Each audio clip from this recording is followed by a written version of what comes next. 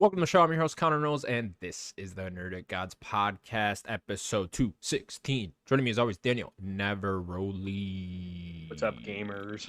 What's going on? How do you know? You really extended the lead. You got an awesome last name, you know? Do I? Do you like my last name? I like it. I like it a lot. Cool. It's better than Knowles, you know? Knowles is a pretty good. It's a good standard last name. It's last a name. decent standard last name, but it's too standard, I think. It feels very Midwest. Does it? Does that make sense? Like okay. It's like okay. it's just kind of. I feel like first thing that comes to mind is Beyonce for everyone, you know. But for sure. But that's not. We all know you're related to Beyonce. My cousin, yeah, twice removed. Yeah. Daniel, we have to pick a side in the Kendrick Lamar versus Drake versus J. Cole battle. You know, I got a lot to say. We don't have time for this. We have to pick a side here. We team K Dot. I know you're a big J. Cole fan. I mean, I am as well. Well, I'm a big Kendrick fan too. I'm a big fan of all three, to be honest. Yeah, I like all three as well. You know, yeah. I think Drake's the worst lyricist out of all three of them for sure. I think that's pretty obvious. Drake is the, but Drake gets the hits. You know. Drake's the interesting one. So I could break him down first before we start picking sides, right? Go ahead. Like, K-Dot's got a lot of stuff going on. He's got a lot of different flows. His lyrics, maybe the best lyricist out of all of them. Cole's probably really close, though. I would say definitely. I feel like Cole didn't really start until recently, I feel like. Not recently, but like the last... his first official album. But like Kendrick, I feel like I could go all the way. Yeah, but like Cole didn't start, like, I feel like I didn't hear about J. Cole until like 2017, 2018. You're just not tapped in. Yeah, maybe not. Maybe not. Maybe not. Yeah. But I feel like Kendrick I've just known since like, what, 2010? You know, around then? 2011-ish? Technically, 2011 would have been, yeah. I think, J. Cole's first album was like 2010, 2011 too. Okay. His first official, but he had like other stuff. So Drake, I guess I was breaking down Kendrick, he's got lyrics and he's got a lot of different flows. What Drake has over the rest of them is Drake's just, not that he's a great singer, but for hip hop, like he can actually keep an R&B like voice. I like when he goes more R&B Drake, you know, he kind of sings a little bit, then he raps a little bit. Like that type of Drake, like Drake does that better than both of them. You know. So what side is Nerdic Gods going on here? You know, Nerdic Gods gotta put a flag down. You know, I feel like they're waiting, you know, to get the Nerdic Gods on one of the sides. I think in a weird way, J. Cole's the most underrated one of them. Really? Oh, for sure. I don't think it's close. He's the least popular for sure. Yeah, that's what. Yeah, he's the most underrated one of them. Yeah, J. Cole has taken off though in the 2020s. I feel like more than. Not more than Drake. Really? But more. I feel like J. Cole's been popping off more in the 2020s than Kendrick has. Because he didn't put out anything. Yeah. Until Mr. Morales. Yeah. Yeah, that was like he was gone since Damn, you know? Like he didn't do anything after Damn. He was gone for what? Was that 5 years or something? He just wasn't making music. So yeah. Was there a big gap between that? Oh yeah. I think Damn was 2017. Oh, okay. So there was a big gap between that. Yeah. That's probably why. And J. Cole's a little more consistent than Kendrick, but if you want to talk about like consistency, Drake puts out like double the amount of music that they do. Oh, for sure. Like if you combine Kendrick and J. Cole, that's probably how much music Drake puts out. Like people could hate on Drake all they want, because I know he has his haters too. He works hard. I mean, you want to put it in like video game aspects. Drake is Call of Duty. You know? Drake's Call of Duty. Drake's Call of Duty. I'd say his quality pound for pound's better. Well, sure. I'm just trying to name the biggest thing, you know. For sure, though. Drake is Call of Duty. He's putting out music all the time. Exactly. Yeah, he's in features all the time. Features all the time. You can't go a week without hearing Drake. A new Drake, yeah. He works hard. So like, I don't know. Where's the comeback track? That's what I want. Yeah, see, that's the weird thing is like maybe Drake might, but it's like Cole and Kendrick are friends. I don't know if that's the case anymore. I don't know what's up with this. That's why I'm still confused. I don't really fully know what's going on with all this stuff. Yeah. I'm not following it that much. I don't want them to be friends. My other friend that I I talk with a lot of this could be just like Kendrick trying to not necessarily like take shots just to kind of take shots, but like take shots to try to like level up hip hop again. Rising tide rides all boats. Exactly. Yeah. He's like, you're my boy or whatever. Maybe in behind the scenes they're still boys, but like, hey, I know that you could take it and you can deal it back. Maybe let's try to spark some like hip hop. Plus, it's fun. You know? It's fun. Yeah. Like, two of the best to do it, right? Do some back to backs. Three of the best it'll to do fun, it? you know? Yeah. Have some beef for a while, and then y'all do a fucking collab album in like 3 years. You know, be great. I know that I guess you're still newer on Cole. They've been talking about doing Kendrick and Cole been talking about doing a Watch the Throne Part 2 for like 8 years or 9 years. They were supposed to do a Part 2 because Watch the Throne was Jay-Z and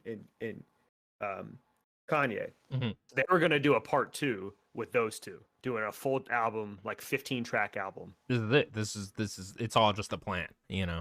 This is have some fake beef, do some fucking comeback hits, and then it leads into the new album. Oh my! They did a song together. It's like Black Friday, I think is what it's called. It's like a 5-minute song. It's nasty. It's both of them just rapping. It's okay. So good. Okay. Look, I'll send it to you after this. Well, I guess the official Nerdic God stance. We will wait for the comeback tracks. I mean, if you're forcing me, it's like you're doing this, like you're gun to my head. I mean, Kendrick's probably the best one. Okay, all right. But you know me, I got a soft spot for J. Cole, especially early J. Cole. Nerdic God's officially Team K. Dot. We're here. And Kung Fu Kenny, you know. All right. Why do they got so many nicknames? You know who has the most, and I hate it, is Lil Wayne. He's got like the most nicknames. Yeah, and he just gives them to himself. It's like, bro, like, all right, baby. We get it. Calm down. It's insane.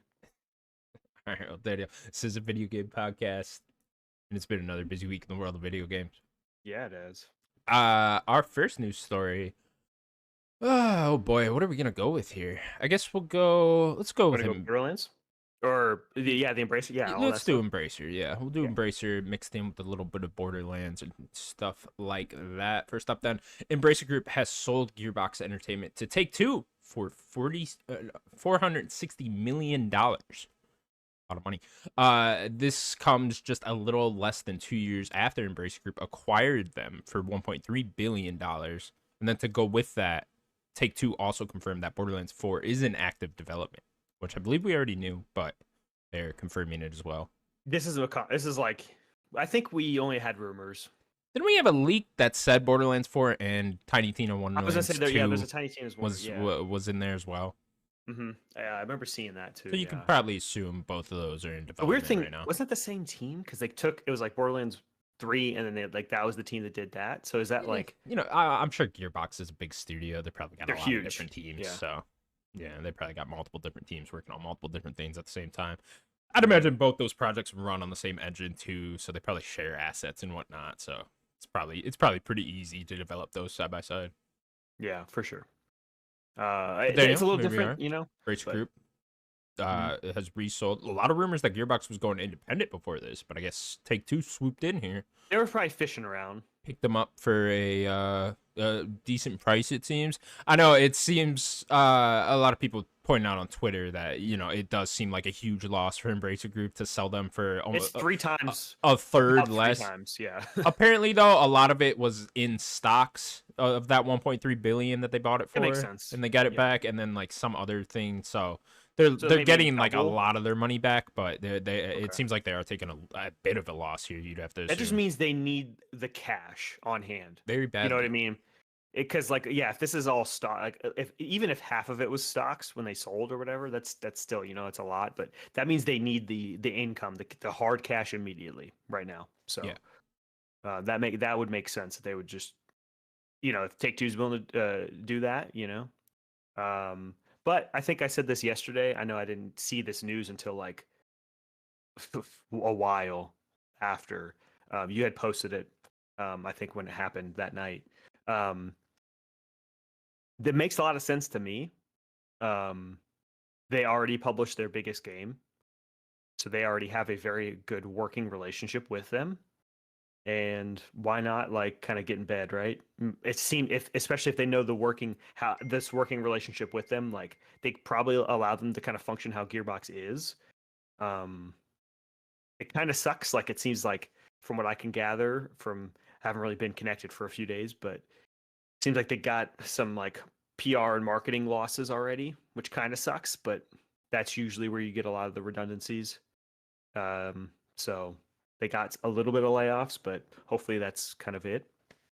But yeah, I think going to Take Two makes a lot of sense to me. Yeah, it is a shame about the layoffs again because I think Gearbox was already hit with layoffs when they were They under were. Embracer, yeah, a few months It was probably back. So enforced by Embracer, I would assume. yeah, and then they're hit with layoffs again in the transition to Take Two. So it's like, oh, okay, they're just kind of hit on layoffs from both sides. Maybe one of those round of layoffs was avoidable at some point, but yeah, unfortunately, it does seem like they're getting hit with layoffs going under Take Two now. And yeah, it makes all the sense in the world. I mean, Take Two, for whatever reason, they were still publishing Borderlands. I don't know if they own the IP or whatever, but I think they still had to publish Borderlands when they were under I think Embracer they Group. own like half the rights or something. There's some weird, yeah. Some weird thing going on there with Borderlands and the rights They to have to that. have their So, hands in every because I think they did Tales from the Borderlands too. The sequel, oh, okay, that new interesting. one. I think Yeah, that they published that too. So there's some weird thing with that IP. Like they got to have their hands in it. yeah. So it makes all the sense in the world. Put a ring on it. I mean, it will become Take Two, one of Take Two's biggest franchises, right? So it's you might as well. I mean, at least that they solely own It's now, probably right? I what mean, it already was, but GTA, Red Dead, 2K, and this. yeah, yeah. I can't Is that like the unless top four? there's something we're not thinking of. But yeah, Yeah. that's probably it, right? So it makes all the sense in the world for Take Two to come in, swoop in, and buy them here. And yeah, hopefully Gearbox can just keep going on track with Borderlands. Seems like people are happy with the way that franchise is going recently. I know, Borderlands 3 sold incredibly well. So It plays great. The characters were great. Like playing, like all the new powers, the new characters were good. For me, it was a little iffy because of the story. mhm. And they try to tie a lot of the original Tales from the Borderlands characters into it, like Reese and Vaughn. Vaughn was okay. I did not like what they did with Reese in that game. There was no Troy Baker voicing it. It just didn't sound as good. They kind of goofed his character a lot. They didn't have the other two main characters of Tales from the Borderlands, which felt weird too. I don't know. There's some weird story stuff with 3. They also leave it on a cliffhanger, at least the main story. I never played the DLCs, so I don't know if they really kind of answer a lot of stuff. I don't want to like spoil anything right now, unless you really don't care. Oh, I don't care now. Okay. I mean, should I say anything then? If you want to, yeah, sure. There's probably no reason for me to. They leave it on a cliffhanger. I'll just say that they leave it on a cliffhanger in kind of like I guess I should say the fate of a character is a big, massive character in the franchise. They leave the fate of that character. Claptrap literally hanging off a cliff. Like, oh, no, help me. Someone's about to shoot Yeah. him. So Borderlands 4, yeah, it's probably gonna play great. Like Tiny Tina's played great. It had different mechanics with like because they had like some D&D influences and stuff. So yeah, I'm excited for Borderlands 4. I'm surprised with Borderlands 3 they didn't try to make it more of a live service thing and just like keep it going for I a very don't. long time. I know you don't, but like it does seem that franchise does seem ripe for that, no? This was before everyone was getting into that though. Yeah. That was 2019, so it was Destiny was what 5 years old at that point. Yeah. People were still feeling that out. I think. I just feel like you could make Borderlands last like 10 years if you wanted Keep to. adding characters. A single, yeah, exactly. Keep adding characters, DLC expansions, stuff like that. I could just see it. It was kind of They do a lot of DLC. yeah, they do. In a lot of ways, Borderlands was doing that beforehand. It's Mhm. like that's. I Borderlands 2 mean, when had so Destiny much. came out, that's immediately what it reminded me of was Mhm. Borderlands, right? So it's Yeah, Borderlands 2 had like 5 big expansions or something. yeah, that the road is there, the format is there, right? Just kind of copy Destiny. I think you Mhm. could do that with Borderlands. I wonder if Take Two would be interested in doing that now that they're sole owners. Maybe something to keep an eye on. I don't think they're going to go that way because they just have already so many kind of like ongoing things. I don't think they want to kind of make everything that they got GTA Online, they got 2K. Like, why would they really need much else? There's always room for more. I guess these suits are so money hungry. Yeah, Borderlands is. I always tell you, it's a comfort like franchise for me. It feels good. It's always cozy to play those games. They're goofy and they're very fun to play co-op. So me and Sloan, like that's a game that we Probably Halo we also bonded with like back in the day, but Borderlands is also another one we bonded with back in the day. I think we've beaten every single game together. I think for the maybe not the first one. I think he played the first one before I did, but I think he played the first one with me. But then 2 on, we've just destroyed those games. Did everything in them. Cool. Yeah. Very Yeah. excited for So 4. I wonder if do you think next year? 4? It seems like they're far in development. I don't know. Yeah, probably. You said 5 was or 4 3, whatever it is. Was 2019. So Yeah, yeah, I and then guess. Tiny Tina's is what 2022. Yeah. So it would probably make sense for it to be next year. I know there was a huge gap between 2 and 3, but there was also like the pre-sequel in between there, right? So There was the pre-sequel. Yeah, that's Yeah. true. Yeah, so yeah, I don't know. Yeah, I would guess you got to be nearing the finish next line 2 years that, probably. You know? I mean, we've been hearing rumors about it for how long now? So Mm-hmm. yeah. So going back to Embracer Group, I mean, they're like I don't know what else to say about these guys. You know, they just seem completely fucked looking from the outside looking in, right? And it seems like they were really dependent on that Saudi Arabia.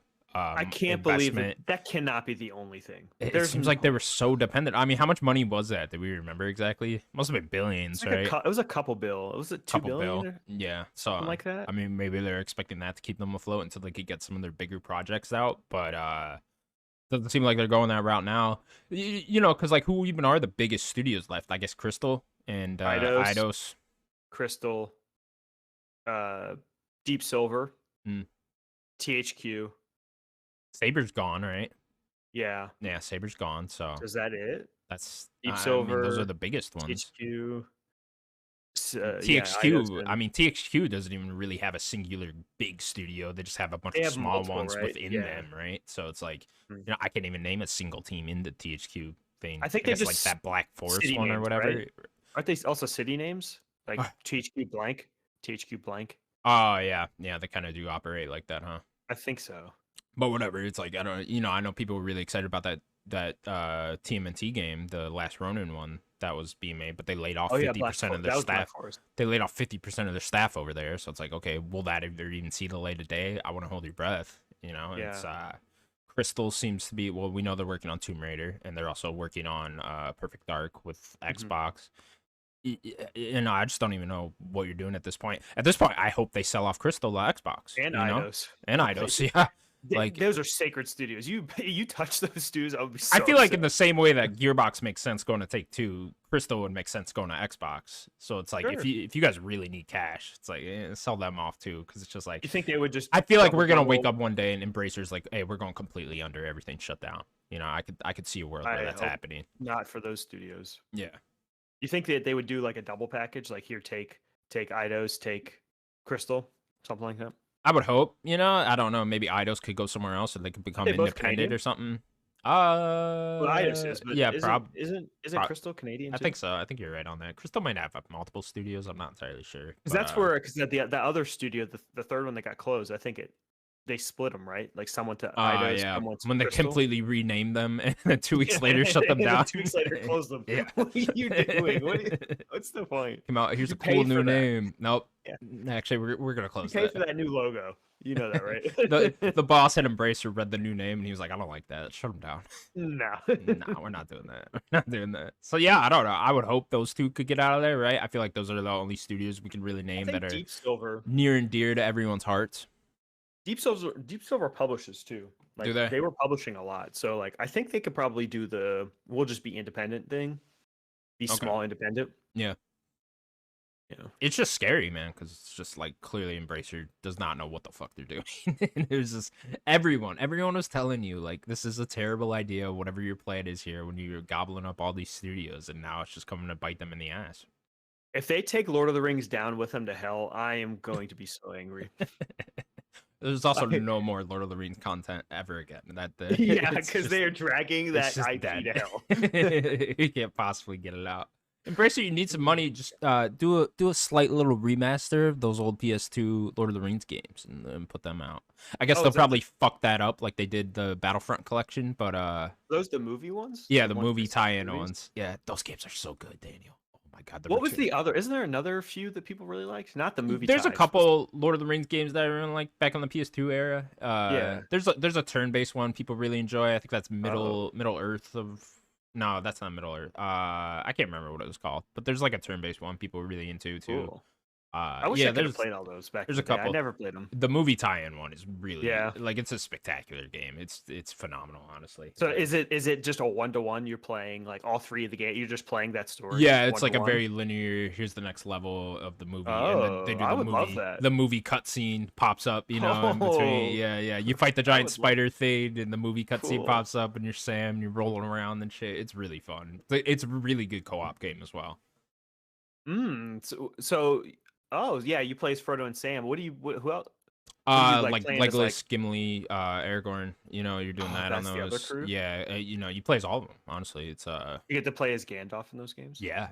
Sick. When he rides in, and he's on top of Oh, the hill and they're all dying, you you get to do that. physically Yeah, ride? you ride in as I don't know if you ride a horse or anything, but I think you run it.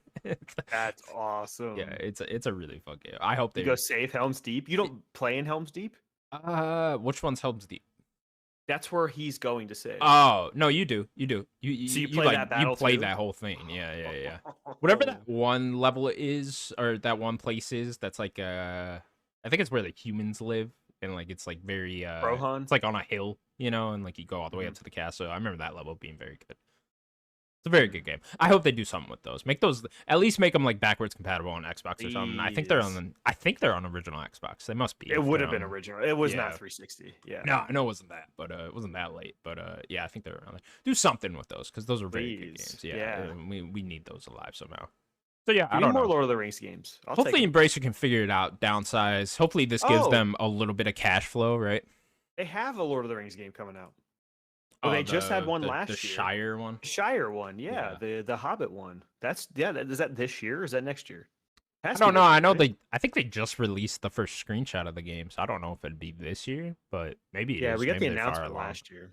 Yeah. Yeah. I think that was a new studio, right? Or weren't they working with the Lord of the Rings Weta. VFX studio? Yeah, that one. Yeah, I think Weta had something to do with it. Yeah. So I don't know. Maybe we'll see something. I don't know.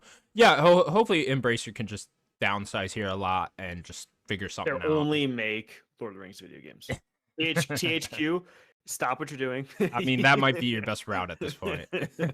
Only Lord of the Rings video games. And We're gonna someone figure license out it that TMNT game because that would have been money. Yeah. Or just TMNT and just make a 4-player co-op beat 'em up action game with the turtles. It's not that complicated. It's People not. want that. Everyone wants it. A Borderlands style game where you play as the turtles and you just run around beating the Foot Clan up. That's it. Yeah. That's all you need to do. Yeah, I mean they had that one Teenage Mutant Ninja Turtles game a couple years back, right? Yeah, That Shredder's Revenge. That's yeah. awesome. Yeah, That it was a great game. game's rad. Awesome music. All right. Oh yeah. Well, Embrace Group, don't go under within the next week. It's tomorrow. Next up then. Where are we going? We'll go here. After recently going independent, Toys for Bob has worked out a deal with Microsoft to publish their next game. No announcement out as of yet as to what the game is, but they did say to expect something similar to what Toys for Bob has made in the past. And a well-known YouTuber, Canadian Guy A, is reporting that it is Spyro the Dragon 4. Daniel, not sure if you're familiar with Canadian Guy A. I am not. Who is this? I was man? big into Canadian Guy A during Crash Team Racing, the remaster. That dude was all over that game. He was like delving into like the back end files and shit to like figure out what the next map was gonna be for the DLC and What? shit. Yeah. This guy.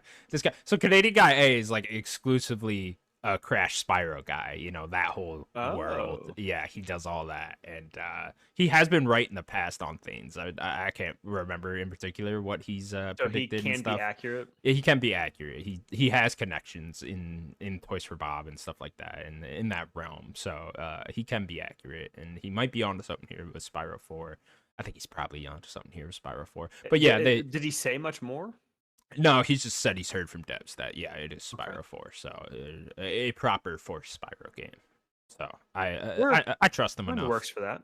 Yeah, and I think that's been teased enough over the years, and people want it clearly. So Insane Trilogy, Crash 4, Reignited Trilogy, Spyro 4. Makes Right. sense. Yeah, so it's I'm still fascinated by this move from first party to seemingly a second party studio. We got, I think when we did that first story of them splitting, they were already in talks of like, yeah, it seems like they're still going to publish their next game. They're still just working with them. It's just not they're not just owning them, which I still find weird why they don't just own them. But I I don't wonder know. if it was a way to avoid layoffs or just a straight up Yeah, studio closure. but they did get some, didn't they? I don't. We know Activision Blizzard was hit with layoffs. I'm not sure if we remember I think they hearing that it did. was specifically Toys for Bob. They probably were, honestly, but Yeah. hopefully it wasn't too much, And so yeah, they go independent and now they're second party or they're working for a second party. I don't know. I think it's a good thing, right? Like Toys for Bob can now do this deal with Microsoft. They're probably getting paid a good amount, keep the studio afloat for a while, and then they can go off, make a multi-platform game, sign with another publisher for another game after this and all that. I think it's a good thing. I like second party deals. I think they're good for the industry somewhat. Have like just guns for hire everywhere. Yeah. Yeah. I mean, I'm cool with it. I just find it weird. It's like you already own them. Like, just keep them. But Yeah. yeah, it's cool. Yeah, I think Spyro makes sense. Make a new Spyro. Keep that. Let that studio just be. I would hope. I know this is maybe just leaning for the Xbox side. I would hope that they would just like kind of tie them down a bit. Like, you're only going to make games for us as a second party, but you just keep doing kids games for us. It could just be every like 3 years we get a Crash, a Spyro, a Banjo, or something. Just boom, boom. Like every 3 years you get one of those. I mean, Something that like sounds that. awesome to me, right? They knocked that Yeah. out of the park with Crash 4, so I Yeah. keep these guys going. If they love making these I mean, type of games, let people them like the keep doing Reignited it. trilogy too. Yeah. Which they did. Yeah. Did they? They did the Ignited trilogy, went to Crash 4. Okay. Vicarious Visions went from Insane trilogy to Tony Hawk. Yeah. Yeah. We gotta pull Vicarious Visions out of there somehow. They gotta get out. Technically, they are Blizzard Albany. Oh my Still. god. Oh my god, Fucking kill dude. me. What a worse name. Let them be Vicarious Visions. Are you kidding me? Phil, let me get Phil on the call Phil. Call Siri, him. call Phil. Siri, call Phil Spencer. Tell him to. Where the fuck is Vicarious Visions? You better keep that name. They better still have the rights to that name. Yeah, What I if gotta we think make- too that Spyro 4 was already well into development. It's like they Yeah. they teased that forever ago. I remember in the art book for Crash 4, there is like a little Spyro 4 logo hidden in a corner somewhere. So it's Is like there really? there really is. Yeah, there's something that says Spyro 4 in the corner. There's like a What? building I in didn't like know that. the future. Yeah. Because it's physical. Maybe. In the physical thing. That's Yeah, in probably, the physical I mean, thing, in the physical book. I just remember seeing pictures of that when that was going around. So it's Cool. they clearly, I think they want to make And it. Crash 4's been 4 years already. Yeah, it's been forever, and They they had working on Crash Call of Team Duty. Rumble last year as well. So Mhm. it's we don't talk about that, but And they were working on Call of Duty. they did as do well. that as well. Yeah, and of course they were doing that, and maybe this is a way for Toys for Bob to get out of that too. It's like, hey, I think that's what we said the previous time. yeah, maybe they were like, hey, we don't want to just work on Call of Duty, and it's like, well, if you're Activision, you're working on Call of Duty, you could go independent For though. now. And Yeah. it's like, all right, well, yeah, this is the route they went. So Yeah. I think we all kind of win here. I Toys think for so. Bob gets out of that. They're not. They're still alive. And that's good. Unfortunate for the people that got laid off, of course, but I think everybody wins here otherwise. Yeah, they're a fun studio. Like they make just fun games. So it's better to have them around and be independent than for them just to be shut down like some other studios. Yeah, I agree. I agree entirely. Now, Spyro 4, what do you want from a Spyro 4? Anything in particular? If I'm going to be honest, I've not played 3 and I Okay. didn't beat 2. 3 is very gimmicky. Yeah, I'm Yeah. sure it is. Yeah, 3 is very you like play as other characters at certain points, and there's a lot of gimmicks in there. 3 is probably my least favorite Spyro game. If I might say something that's slightly controversial. Yeah. So I played and beat 1, loved it. I loved the vibe, loved what you were doing. I thought there was way too much going on in 2. I did not like 2 nearly as much, and I just didn't beat it. Spyro And was then I funny did for not me play 3. because that was, I played Spyro a lot as a kid, specifically 2. And yeah, going back to the Reignited trilogy, played through all 3 of them. Didn't have that good of a time, if I'm being honest. I was I like, liked 1. I thought 1 was charming. I didn't love any of them. Honestly, Yeah. replaying them as an adult, and I was like, Spyro not as good as Crash to me. So I think there's a lot that you could do there. I think the characters are kind of cool and cute. I think there's a lot there that if you did like a 4 and kind of modernize it, that'd be really fun. Yeah, I didn't dislike them to the point where I wouldn't play a new one. I certainly would, and I'd probably enjoy it quite a bit. And like I enjoyed them, don't get me wrong, but they weren't. In my head, Spyro was so like, oh, that's a fucking great game, And then I played them, I was like, okay, it's an okay game. Yeah, for sure. I mean, it's not Crash. Come on now, you kidding me? It's not Crash, no. You kidding me? Crash is incredible. Play Crash 4, everyone. We need a Really Crash should. 5. Really I need a should. Crash 5 in my life. Yeah. And then yeah, I would just like you, I would hope they keep ripping out these games. A Banjo game would be cool by them, right? That'd be awesome. They seem like the Yeah, perfect studio for that. So yeah, I don't know. for sure. I mean, Xbox got to do something with Banjo at some point, so that would be cool. They will, for sure. There's no way they're not going to use that IP. There's no way. No way. Okay. Well, speaking of Xbox, next up, then Phil Spencer had some interesting things to say about a possible Xbox handheld in an interview with Polygon. And I can read through this a little bit. Yeah, please. What did he say about a handheld? He said, "Quote: Look at the real inflection points in our industries. Like, look at the Wii. It was hardware innovation that was linked with great software innovation." So he ends that there. That's a quote by him. Yeah. So I think he true. was specifically, I think he was specifically asked about a possible Xbox handheld, and so I think he's just theorizing what that might look like here. Right. He has another quote. The things that usually frustrate me are more Windows based than device based, which is an area I feel somewhat ownership of. Okay, so he does not. Because he's technically not like Xbox, whatever. He's the head of Microsoft Gaming, so yeah, of course. Mhm. Yeah. That makes sense.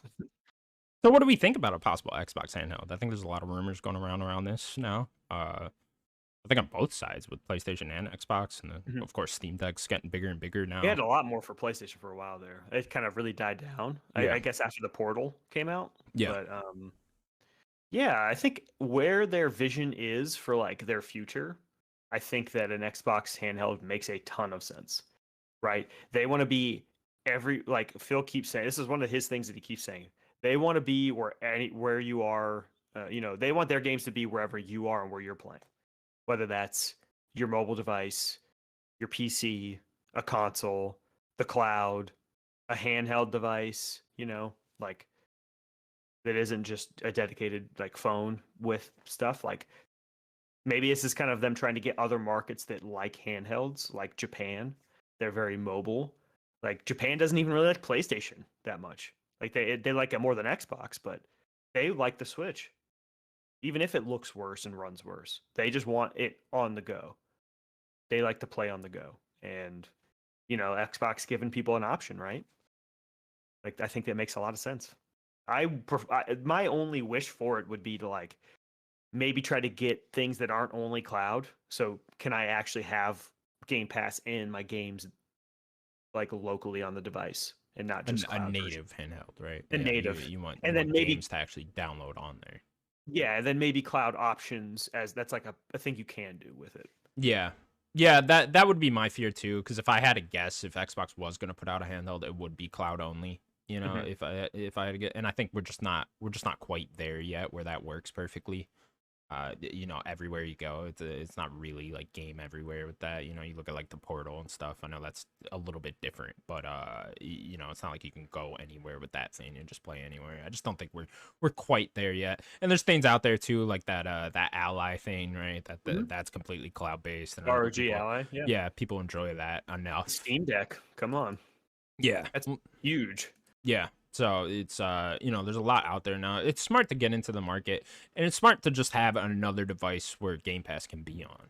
Right? I mean, exactly. They want to sell Game Pass, so it's like you need to get that on as many devices as possible. So if you can try to, like you were saying, break into Japan a little bit with that, get some Game Pass subscribers over there through a handheld, things like that.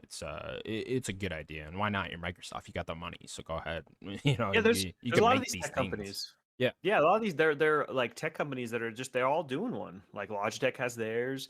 I think that's Asus that does the ROG Ally, right? Yeah. Then you got Valve with the Steam Deck. You got a lot of these companies trying to do these handhelds. I think Lenovo has one actually now. Obviously, you have the Switch. So like, I'm curious, like how obviously we know the Switch is incredibly successful in Japan. I'm curious how like how does the ROG Ally, the Logitech one, and the Steam Deck, how are they doing in Japan? Mm, I'd be really curious what their sales are yeah, in Japan. Like, are the Japanese buying that, or are they just going to get a Switch? yeah, good point. Because if that's the case, if they're still only getting Switches, they're not going to get an Xbox. Like, if they're not going to get a Steam Deck, why would they get an Xbox handheld?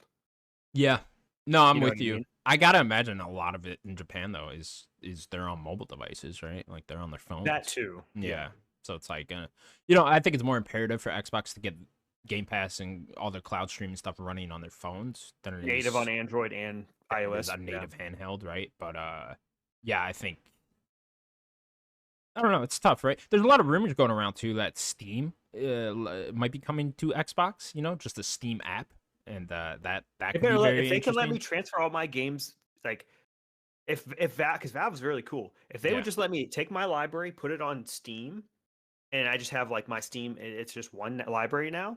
Oh baby, I don't even know I'm if gonna. it'd be that. I think I the would idea love that. proposed here is like a Steam app just on Xbox devices, right? And which would also work on the handheld thing. And that makes me wonder why even make a why not just team up with Steam Deck, right? Team up with Valve and then have an Xbox app on Steam Deck, you know? They're probably close to that. I would Yeah. assume trying to Yeah. get Game Pass more native there. Then you wouldn't even need a native handheld device if you had that. Just work with them. Yeah, Yeah, because they already have a device that people like, right? exactly. Yeah. And they're probably gonna make more and more versions of, so it's, you know, might as well just team up with that one and then just go from My there. only and like if I'm trying to like even take a step back from that, the only reason why I would say they would probably not do that is because Xbox as a hardware maker likes to have their hands in their own hardware, right? Mm, Like they like they make good hardware. They make good controllers and the consoles are good hardware. They wouldn't really have their hand in like the making of like a new Steam Deck if they were to make like a third version of the Steam Deck or whatever. They wouldn't really have their hands in that. So I feel like the sponsoring the Steam Deck seems a little off, but just for that sense because they do make hardware. it would lead to a whole other slew of problems too, where like It could, yeah. If the Steam store was available on Xbox, why would anyone ever buy anything through the Xbox store, you know, through I would only Microsoft go through store? Steam. Yeah, you would only go through Steam, and then how would the revenue split work there exactly? You know, it's that would be something they'd have to figure out, and Yeah. yeah, I don't know. That'd be because at that point you'd pretty much just be buying a console slash PC Hmm. that could be in your living room, right? Yeah. Which Valve has And like tried in the past. yeah, they did this the Steam box or whatever they were called. Yeah. Um, like I said before, if they could just let me transfer my entire library and make it a Steam library on my Xbox, Yeah. I'm gonna do that. Yeah.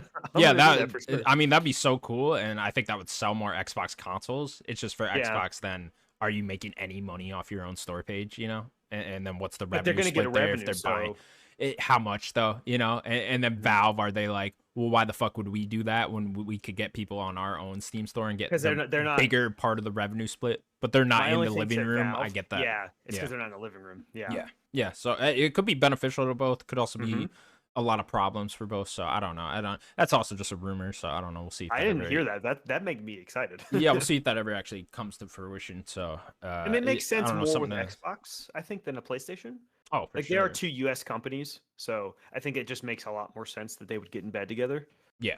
And they already have a working relationship because of Valve's a PC company and Microsoft is PC pretty much. So like they already have a pretty healthy working relationship there.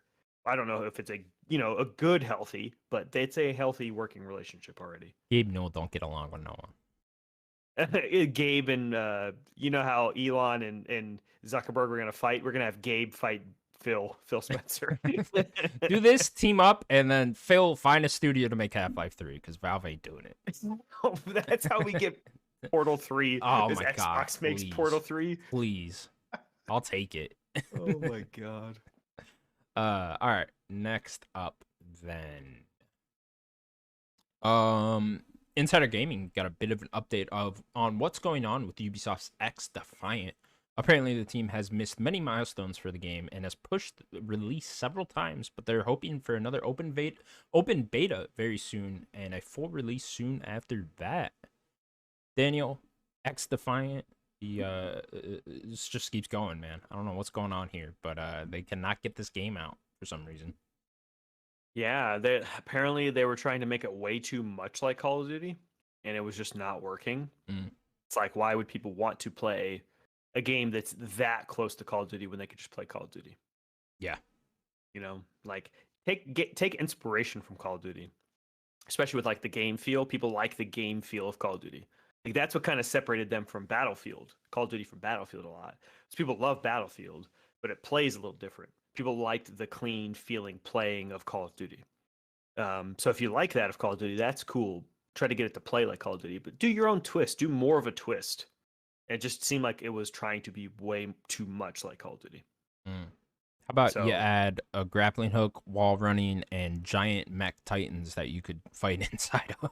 That might be that's something to think about. You know, it might be onto something there. I think you're wrong. That's not. Apparently, I am. Apparently, I fucking am. So whatever. Fuck me, I guess. Yeah. I don't know what this game. Number one. I mean, we all know what's the number one problem with this game. Exify it. Yeah, the name. The name. It's the name. Fucking number name one. It's the worst name I've ever seen. It is awful. Literally call it anything else. You could literally just take the X-Wing and call it Defiant, and I think that's a better name. That is a much better name. Like, why you gotta add the X? What is this? 2003? Like, get the fuck out of here. It's so bad. So number one, change the name. Number two, yeah, like I said, make something that is more unique. Have a unique premise. Like, you are Ubisoft. You have some cool IPs. Like, this is like in the Tom Clancy universe. Like, do some Tom Clancy things. Do some Rainbow Six stuff. Have like classes. I don't know. Do some stuff. I don't know. Yeah, I mean, honestly, people seem to like it enough from the beta. I would just put it out and then go from there. You know. Yeah, work on it. Yeah. Like, build it with the community after it's already out, because having it not out is the worst thing, even having it not in beta constantly is the worst thing, right? It's just like, okay, no one's talking about it, no one's thinking of it because it's not out, it's not a thing. So it's like you guys had all this hype, all this momentum, and you just kind of lost it for not being out for now 6 months. And you guys just got to put it out, whatever it is. It's got to put it out. People like the beta enough, so I would just put that out or keep a beta constantly going and say the full game will be out when we feel like we're ready. But at least people can play it in the meantime, right? Mm-hmm. Have that community to build the game. Look at Siege. Look at Siege. Yeah, it didn't come out like super hot. It wasn't negative. People really liked Siege when it came out, but it was like it was lacking some content, needed more of the operators and all that. But it just kept going and building, and like Siege is huge. Like, if you want to add to it like that, do that. Yeah. Because then you can get your stupid cameo characters going in the game, Fred Flintstone and X Defiant, It's, oh my god! Right? I just saw an advertisement for Cheech and Chong in Call of Duty Warzone, Oh my so it's god, like I saw that it's picture. like yeah, it's like we just throwing everything fucking in there. So yeah, go ahead. Unreal. Seems to be the big marketing beat for all these live service games. It's just whatever what fucking is Cheech and random Chong IP gonna be they could get. What are they going to be in next? I started laughing when I saw that. Cheech and Chong and Wars. Why? Well, look at all the other Warzone people. They got like John McClane from Die Hard. Why does Warzone get the weirdest fucking shit? I don't know. At least Fortnite will have like the biggest thing possible at the moment. Warzone's just like, here's Cheech and Chong. There's not even like a new Cheech and Chong movie coming out or anything. It's like just... they're both alive, I hope. I think, yeah. Okay. I don't know. But yeah. So yeah, Xify, I would just recommend just put it out, whatever you got, and then build it with the community from there. Yeah, I think so. But I don't know what they're doing. Fucking Ubisoft, man. This is gonna be another Ubisoft in limbo hell game. My prediction sit still right has alongside Beyond Good and Evil 2. Oh no. And that Splinter Cell remake. Oh no. But they did You're never Prince of Persia. That was great. They did. That one got out. That one got on. Not the Sands of Time And it's remake. great. Not the Sands of Time remake. That's But which was available for pre-order on the store. true. Still never saw the light of day. Yeah, they have not had layoffs. I'm surprised. I predicted that they would. They've not had mass layoffs yet. Yeah, man, Rayman will keep them afloat. No, because the Rayman team just did Prince of Persia. You're right.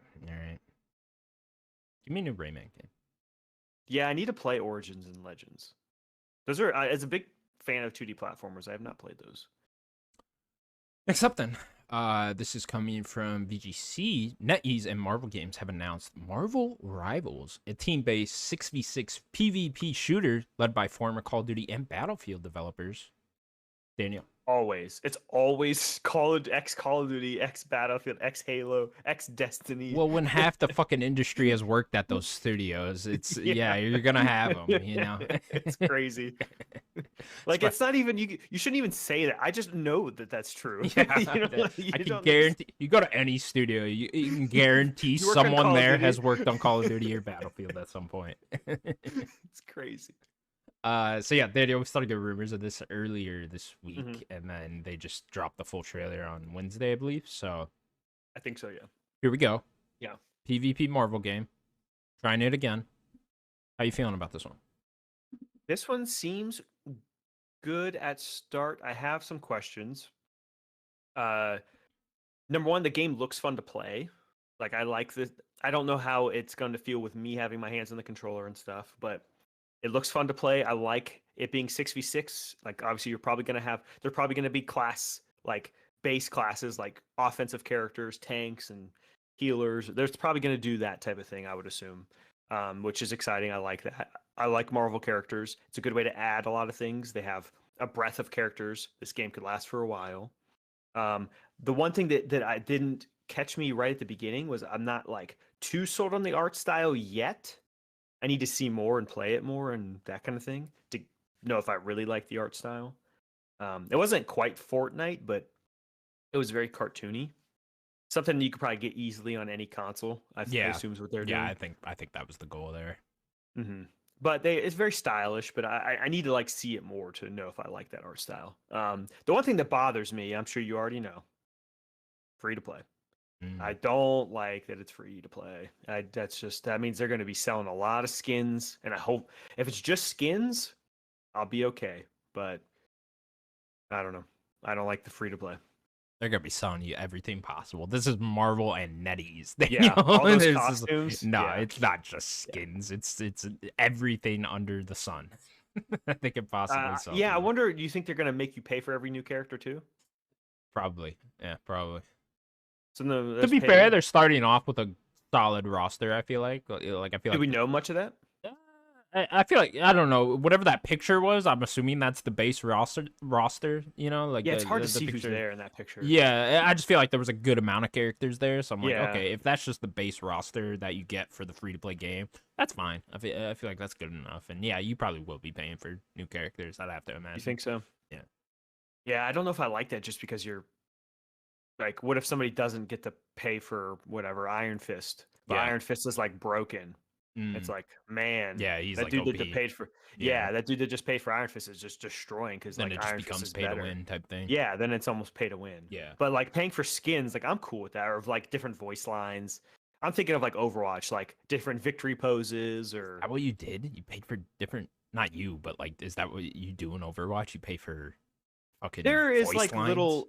It's emote voice lines. Never even thought of that. That's horrible. It was you have to think back in the day. It was just loot box stuff, so it wasn't you're paying for. You're just getting them. Yeah. Yeah. There's when there's victory poses when you're in the menu. You can see that. That's stuff. Animations when you get play of the game. That was always one for Overwatch. If you remember that play of the game animations, each character has a bunch of those. If they do stuff like that, that's pretty easy. You could buy. I just hope it's not characters. That's my big hope is they don't nickel and dime you for the characters. If it's not that, then I don't care really what they do, the free to play stuff. I definitely want to check it out though. I love Overwatch. As a big Overwatch fan, how do you feel about 6v6? Loved it because I hated that they changed to fives. Is that what You know? original Overwatch was? 6v6? No, yeah, Overwatch was 6, and then when it went to 2 is when they dropped it and went to 5, and I Okay. hated it. Interesting. Yeah, Okay. So you feel like that works well? Like yeah, and I all the hope different that classes and whatnot. yeah they have like 3. They technically in Overwatch 1 had 4 different classes, but then they went to 3 a little after that. Yeah. They had like a class called Defender, which they just split up all the defenders, and some of them became like this or that.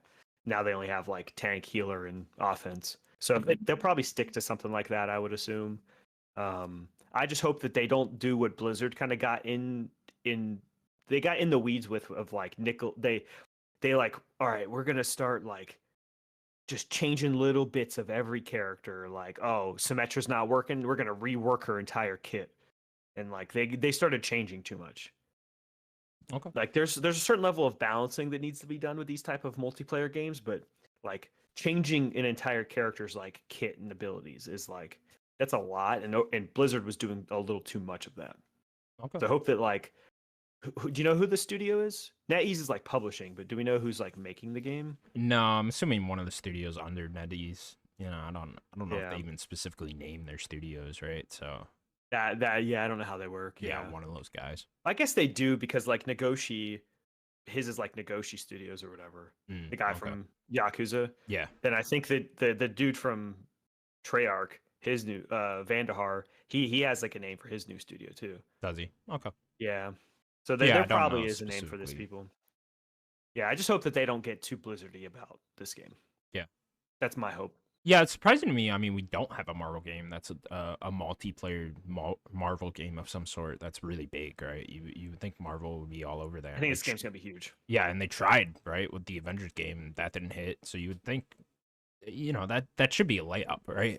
Like a PvP Marvel game of some sort. In the I think the key is that realm. it's PvP. It's Yeah. like Avengers is at least like co-op. Yeah. This is like right now PvP is huge. Like especially not necessarily just like Gen Z behind us, Yeah. but like even like kind of like my brother's kind of probably tail end of Gen Z even, or maybe he's just in Gen Z. But like Gen Z to like the gen below them, they love to just play games with their friends. Like Yeah. I talked to my brother about like playing single player stuff, and he's just like he doesn't really have that much interest because he wants to hang out with his friends and play with his friends. Mhm. Like people just like multiplayer now, like so much more. Like that's why the whole thing is single player dying, right? So like the fact that this is a Marvel game that is PvP, Yeah. like I think that's gonna be huge, and it's free to play. If they can somehow get that game on mobile, I think no, it is. It's announced for mobile. is it? Yeah. Oh my Yeah, that's. I mean, God. that's the big thing here. Yeah, it's mobile, right? I didn't know it would be on mobile. That's yeah, this game's gonna be massive. This Yeah. game's talking about Genshin Impact. They own Genshin, right? Yeah. Don't they own the Mihoverse, right? Yeah, That yeah, use yeah. this? 'Cause it's not Tencent. Yeah, like this is oh dude, this is gonna be so big. Oh my god. Dude. This Yeah, it game's should gonna be huge massive. if they're able Yeah. to knock it out of the park here with the This game with the plays gameplay and well. stuff. Yeah. Game's gonna be massive. Yeah. Especially on mobile. You can see that, right? Mm-hmm. Genshin's so huge, dude. Oh Yeah. my god. So we'll see. I believe there's a beta coming in May, so Is there people will be really? able to get their hands on it then. Yep. Is there like do they have I don't think a it's on time console frame? though. I don't think that the beta is on console. Just PC and mobile? Yeah. Do they have like a time frame? Is it supposed to release this year? I don't know about full release. I think it's just the beta right now. So we Okay. will see. We will see. Yeah, I'll keep my eye. This might be a big game for me this year. I don't know. Ooh, Maybe like second half of the year. I don't Okay. know. I'm curious about this game. Yeah. Hey, what about DC do one? Let I'll, me play as I'll download a Batman. beta. You know, Yeah, we could. I'll check it out with you. I'd probably wait till it was on console, but yeah, Yeah, I'll me download too. a beta. at But some I point. was so ready for Overwatch. I played the beta on PC Oh, with did a you? with a Okay. controller. Okay, nice. Yeah. Yeah. I just need a PC that could do that. All right then. That's gonna do it for the news of the week. We're gonna move on to what we've been playing. Daniel, what have you been playing? Yes. It's not as much as I wish I could have. But I did beat Like a Dragon, Infinite Wealth, Yeah, finally, after all this time. like a Dargan.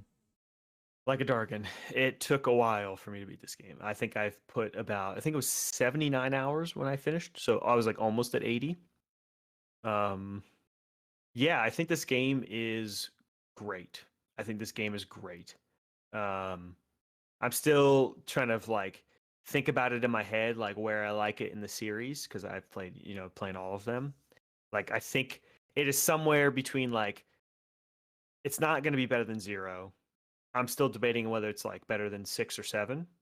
That's kind of the next two, so it's somewhere in there. Whether it's like below 6, but it's in there. I have like my gripes with the story is the kind of some of the big thing, but like I don't think it fully sticks the landing, but I think that it partially sticks the landing. I'm not like that upset with the ending, but like I think there's some other things that I wanted from the game to do that they didn't really do. Narrative wise, I don't want to get too specific. But You could. I mean, I beat it. okay, we'll put a little spoiler. Spoilers. So there's a few things. Number one, I'll go from like biggest or smallest to biggest. Number one, we didn't get Kasuga having another interaction with his mom. Yeah, I felt that was weird too.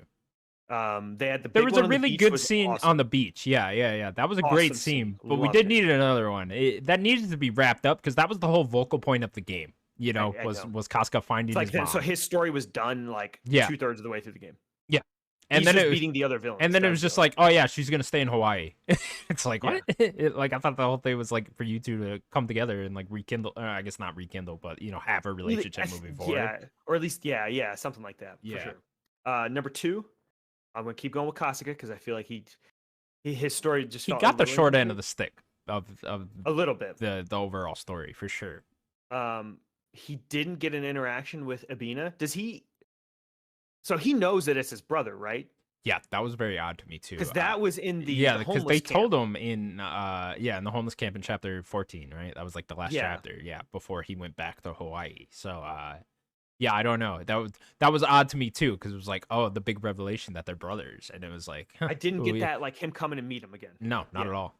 We didn't get any of that, and like I wonder if that's something they explore more in the next one, because it felt like that was a big thing there, For sure.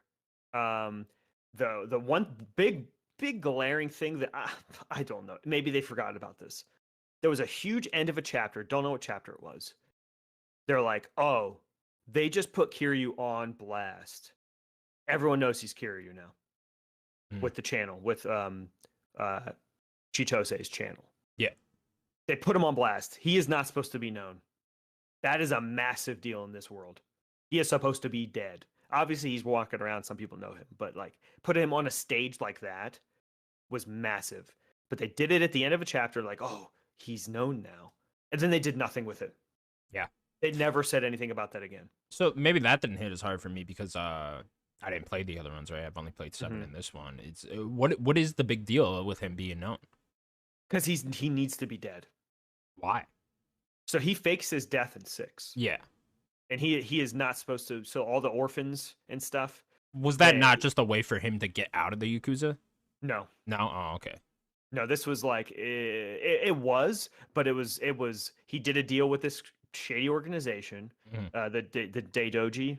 He did a deal with them, and they were like, if you don't do this, we will burn the orphanage down. So that's why, like in this game, it's a big deal when the Daidoji's like, "What are you doing?" They'll pop up every now and then. So he is not supposed to be. He is not. He is supposed to be dead, and that's why he has that other name, Suzuki, because he is not supposed to be around. Okay. So, yeah, like it was a big deal that they put him on blast on this like huge channel. Like he's everywhere. They kind of get past it with the very end of the game, which I can say too. But that bothered me a little bit. I'm like, why are you putting him on blast and not mentioning this? Because this is massive for the franchise. But then I guess I'm fine with what they did with Kiryu. Like at the very end, like I liked Kiryu had a great story in this game. I think from start to finish. It was a little slow in the beginning, but like I think where they landed Kiryu, I think they pretty well landed Kiryu. I told you going into this game, it would be a cop out if they killed him.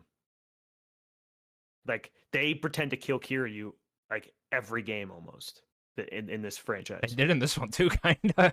Yeah. It's like they almost did it again here. Yeah.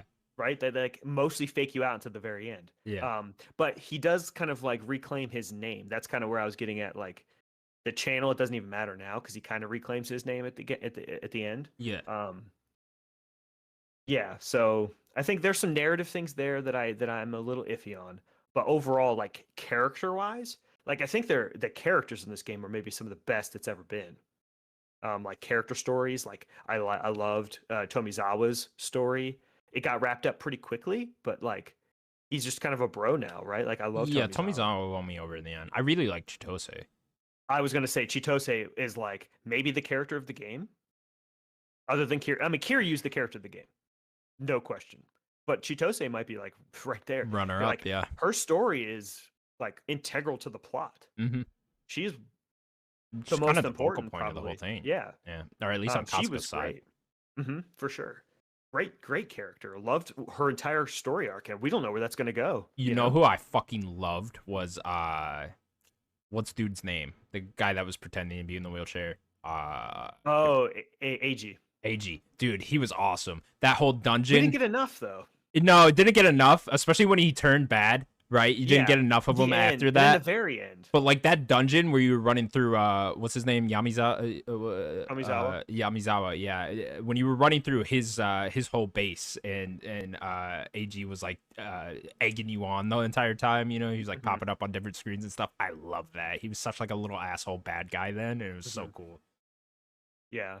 I love the scene at the end with Kasuga carrying him to turn himself in. Very that good. was very My good. whole thing, it didn't like get exactly where I think they wanted it to be because we didn't get enough of him. Yeah, I think they needed one more scene somewhere with that to kind of set that up a little bit more. Yeah.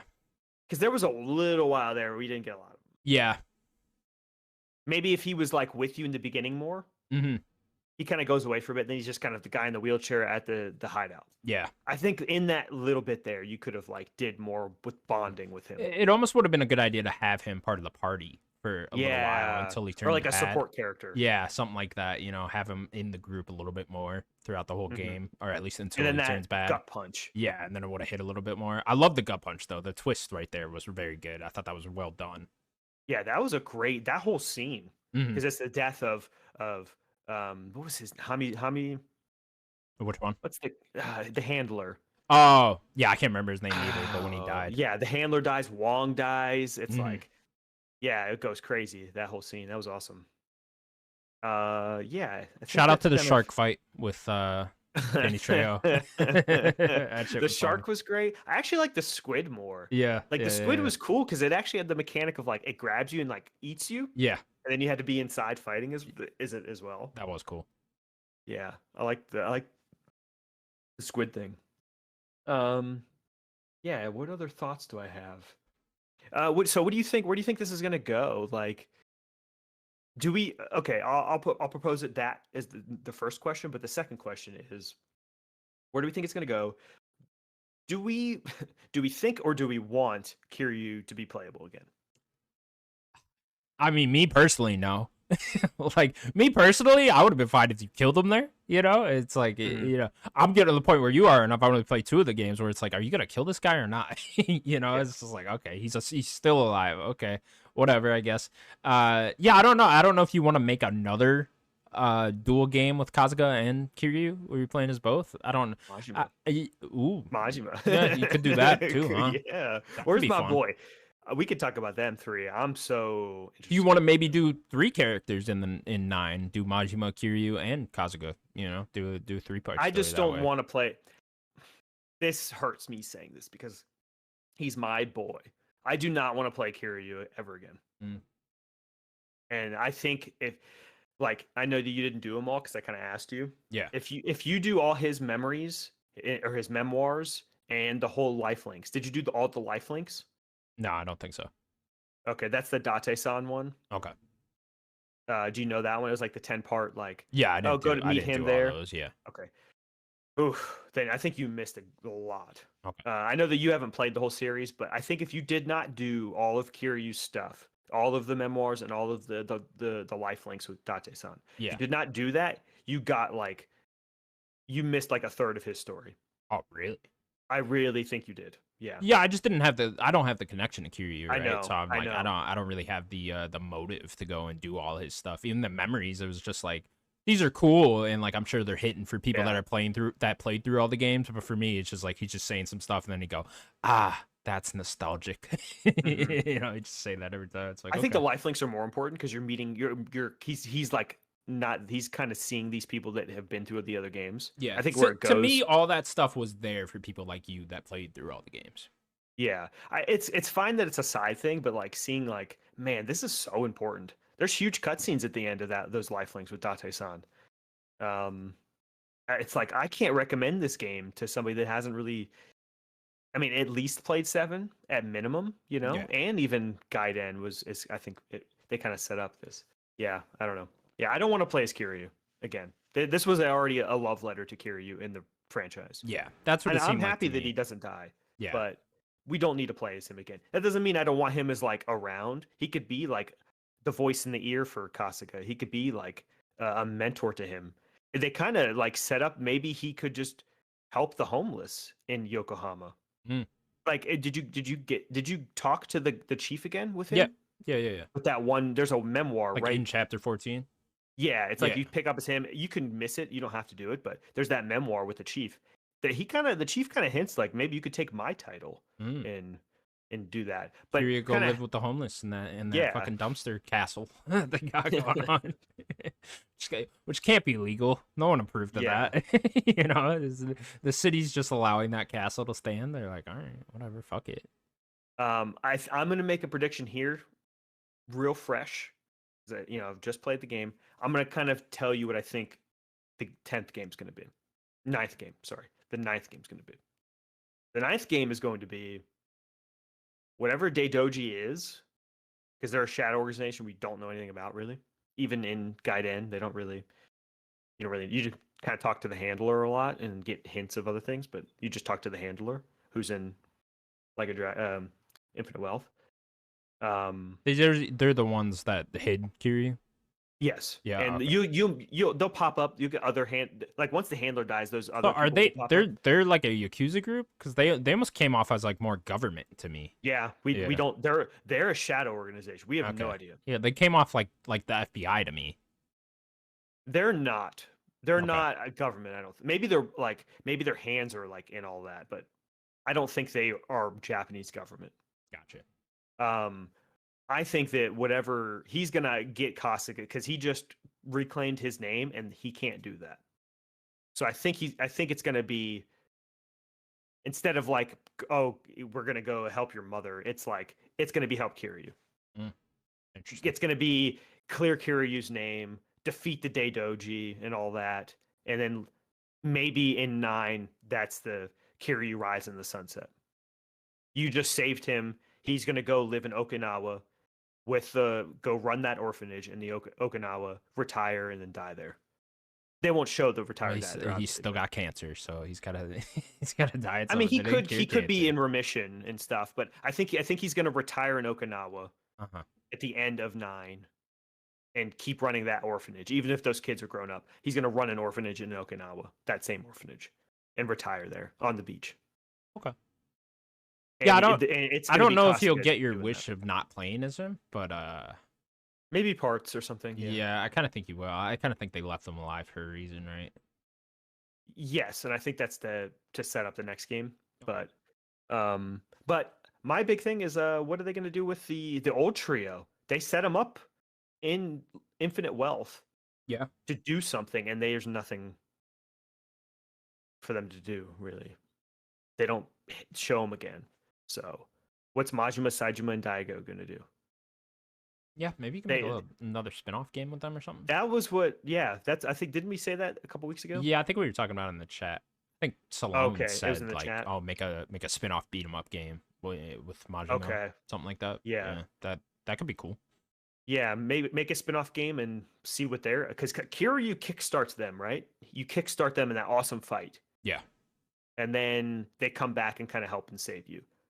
And like he kind of ignites them again, like let's do something, let's fix this and let's do something. So what are they gonna do? The Yakuza, I mean, the Yakuza's gone, right? They didn't even really get to it. Is that like the Siryu clan's gone, right? Seems like it. They never hint at that again. They never say it, at least. Mhm. I'm assuming this series is gone. So that's the third biggest. So a bunch of Yakuza members are in the ether now, in the air. A third disbandment. Yeah. They can't do that again, though. I mean, I suppose they could. Who's the other like... member? Who's the other clan? Yeah, I don't know. I'll just die if they're like, oh, there's another Yakuza. Well, third disbandment. Got all of Here we members. Go. They're huge. Yeah. Now they got the other members from the last 2 disbandments. Great. They can't do that. Just do it again. All right. Yeah, they should do a spin-off game. That's what I want, because that crew's awesome. Really I mean, they've been doing yearly Yakuza things since the last one, right? Since Like a Dragon. I mean, you've got something. 1 year, right? Maybe there was 2. Was there 2 last year? And then, I think it was 2022. Or the year before there was 2. Okay, yeah, maybe it was that.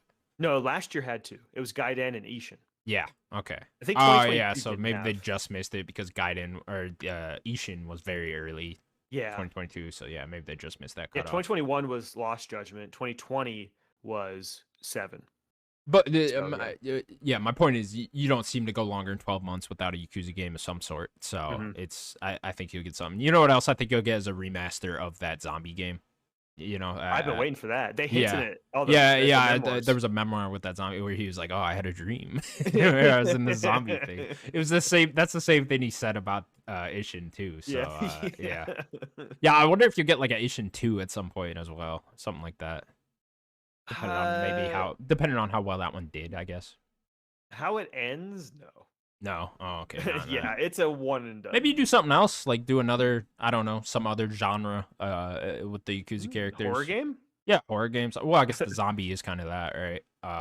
Yeah. A little bit. I don't know. A fantasy the zombie game, I'm just like, what is that? Just Dead Rising? And it's like, yeah, it probably is just Dead Rising. You know. How about bring Kasuga into fantasy? He likes Dragon Quest. Yeah. Oh, that'd be cool. I'd play that. I'd play the shit out of that. Like a fantasy RPG. Yeah. All right. Well, we will see what they do. I'm sure you're going to announce I went on long. No, it's fine. I wanted to talk about the ending at some point anyway, so very good. Yeah, I've been playing more Final Fantasy. Funny you say Chitose is the standout character of Infinite Wealth, or at least one of them, because I'm finding Yuffie to be the standout character of Final Fantasy VII Rebirth. And is she the heart? I mean, yeah, a little bit. I would say so. She's definitely becoming the standout for me. Just she's very funny, very very cute. You know, it's just she's just always saying funny stuff while you're walking around, and it's just like, oh, Yuffie's just the best. I just love having Yuffie around. But the voice actress that does Chitose also does Yuffie. And yeah, really? so yeah, it's very funny. Apparently, she's a very big character in the Persona 3 Reload as well. So she's just on a fucking roll here. This is all her. Is this all the English or the Japanese? Or I guess it must be English. Yeah. Oh, see, I played Japanese. Okay. Yeah, I played like Infinite Wealth in Japanese. Maybe I'm gonna play one there too. I'm gonna play this in English though. Yeah. I played it's you feel like she'll just make up random songs that are like it'll be like to the beat of the theme songs, like the different theme songs, and she's just making up words in them, and she's very fun. She's awesome, man. It's Yuffie has become one of my favorite characters in Final Fantasy, and I think that's awesome. Is she in your party? I mean, I switched the party so much that at some point she always is. I mean, I love her combat too, so yeah, I typically, if I'm going into like a big battle, I do Yuffie in red most of the time. You know, okay. Sometimes Aerith because she's the healer. I mean, there's improvements for sure, but yeah, it's a lot of the same as it was in the DLC for Remake. Okay, I mean, cool. That whole mechanic of like throwing the star and then going through the different abilities with the star while it's in the air. Yeah, that was still a lot there. of fun. Yeah, that's a lot of fun. I find her combat very fun.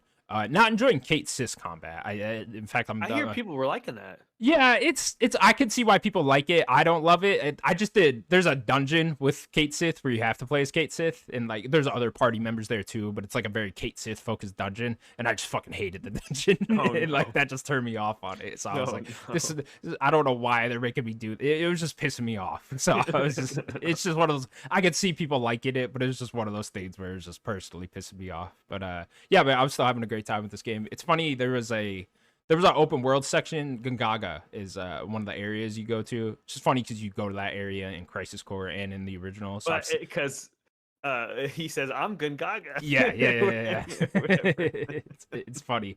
But it's just funny seeing places like that, but like three different versions because I played original Final Fantasy 7 Mhm. and then a year ago I played Crisis Core. And it's just like, okay, this is way different than both of those.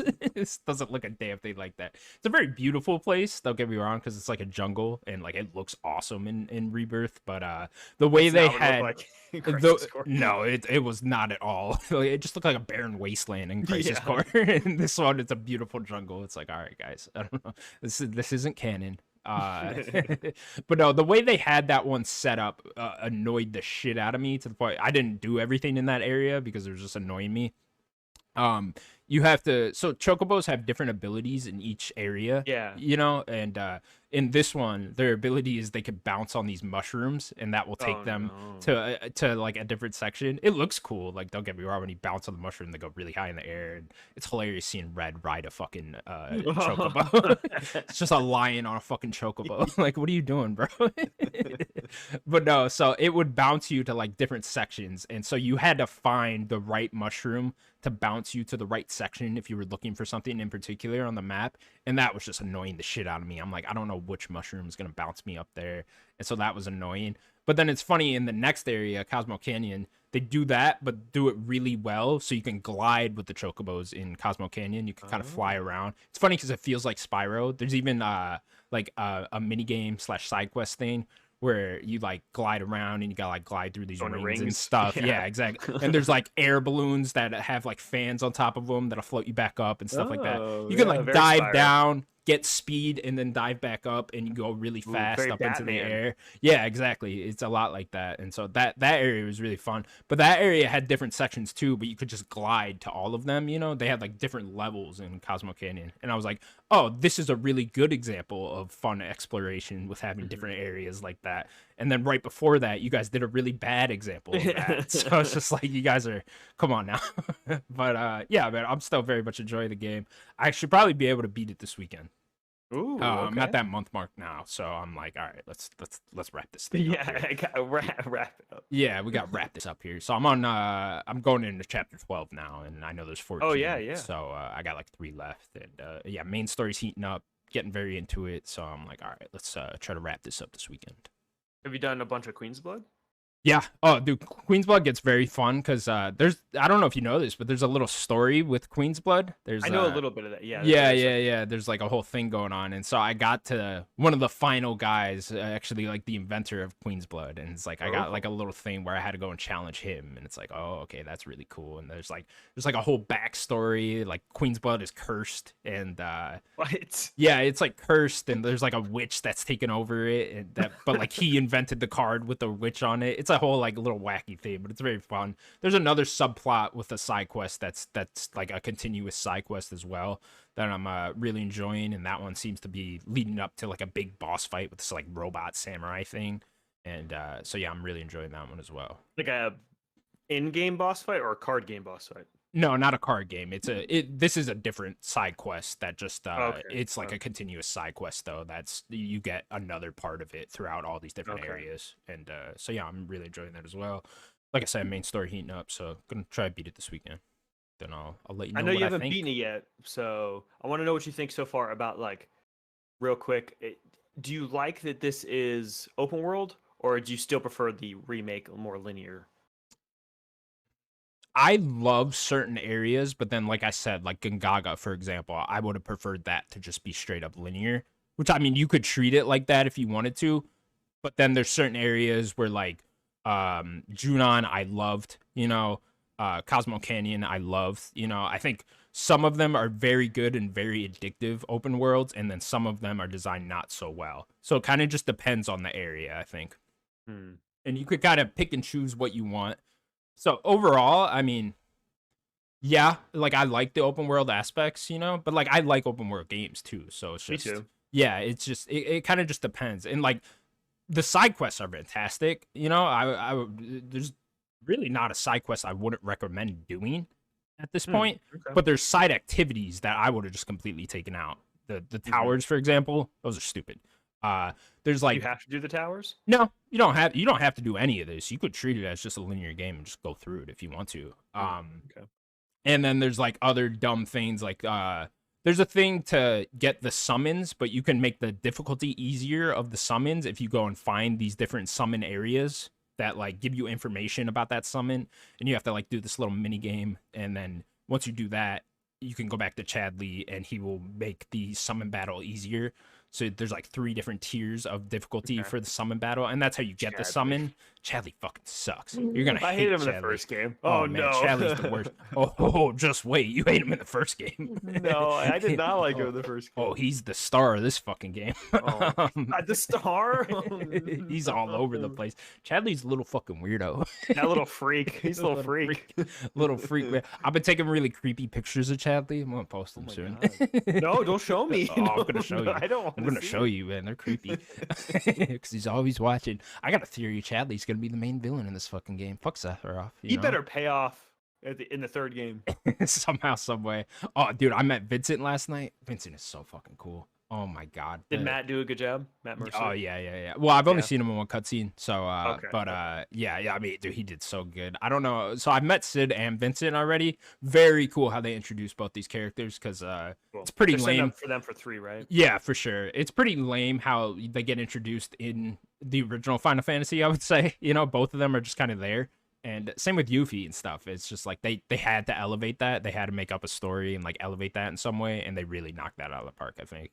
The characters are the star of this game, man. They really are. Like I would think, like even they are more so important to the main story. It's almost like how I feel about Resident Evil, where like where like the characters are really the star of this one, and most That's true about Resident Evil. Yeah. And I just love how they interact with each other and just as a group. Like I said this weeks ago, but it feels like Guardians of the Galaxy, where it's just like this is a family, and it's so fun seeing how they all interact with each other in these different situations. And that's like how is Barrett gonna react to Yuffie doing this? Exactly. Yeah. There was a part where like this character was like, "Oh, I can smell my victory," and then you just see Aerith in the background, like trying to smell it. What does victory smell like? Yeah, it's just so funny. And then you add Kate Sith, who's just a Scottish cat, and it's just like, okay, great. Why? Yeah, why? Well, I don't know. I guess, but but it's awesome, So yeah, but hopefully I'll wrap it up next week. Very curious to see what this end leads like. I know some people hate it, some people love it, apparently. And so it's divisive. Yeah, so I can't wait to see it. But as is the first one, right? Or remake. So that's very true. I like the ending. I thought it was fun. I do too. I love it. I think what I think it is, if I had to guess, is a lot of people hate when they change things from original. The whisper stuff. Yeah, I think a lot of people don't like that. A lot of hardcore Final Fantasy VII fans are like, I hate that you changed this. You're ruining my childhood here. But I'm kind of all in for the changes to it. I'm gonna say it doesn't mess with the original. The original's there. Yeah, you can still go play that on literally every device possible now. You can go play Final Fantasy VII on your fucking microwave at this point, so you're fine. But all right, we'll talk about that next week. Gotta get going here. That'll do it for the Nerd Gods Podcast, episode 216. Thank you all so much for watching. Please remember to subscribe to us over at youtube.com/NerdicGods. And you can also find us available on all audio platforms. Daniel, anything else you want to say? Is this a bad time to say I was embraced? It's a bad time. Bad time. Ugh. Next week, Are though. they gonna lay me off? They're gonna do something. Oh my god. All right, we'll see you next week, everyone. Bye-bye. Bye, everybody.